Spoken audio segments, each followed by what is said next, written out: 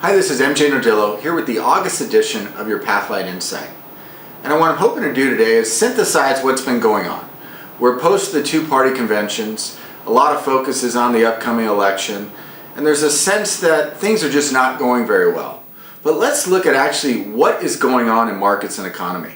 The July jobs report was one of the strongest we've had in a while, and corporate profits have exceeded expectations by a very large percentage.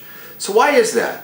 Well, when you strip away a lot of the noise, what we're dealing with right now is an economic environment that is continuing a very long expansion, albeit at a modest growth rate, which shouldn't be very surprising considering where we're at in the business cycle. But what's very interesting is, despite the rhetoric and focus on what is wrong with the world, there's a lot going right.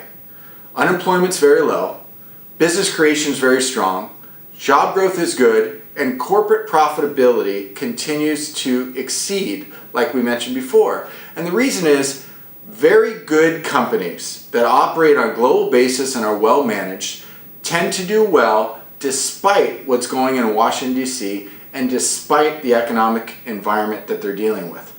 Top line revenue growth is not always great, but there are a lot of ways to eke out profitability and innovate and operate in an environment that is constantly changing. In fact, we've seen the pendulum shift again from what was an inconceivable rate hike opportunity in May or June to now there's a better than 50% chance, many think, that there could be a rate hike by December. So it just shows the rapidly shifting sentiment that we see, and often the pendulum swings too far in both ways.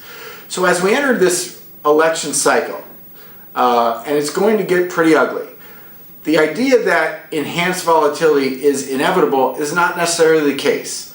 It's going to make for some interesting headlines, but please try to tune out the noise and stay focused on what's really going on in the environment and avoid the rhetoric. Please give us a call with any questions. We're happy to talk you through this. Thank you very much.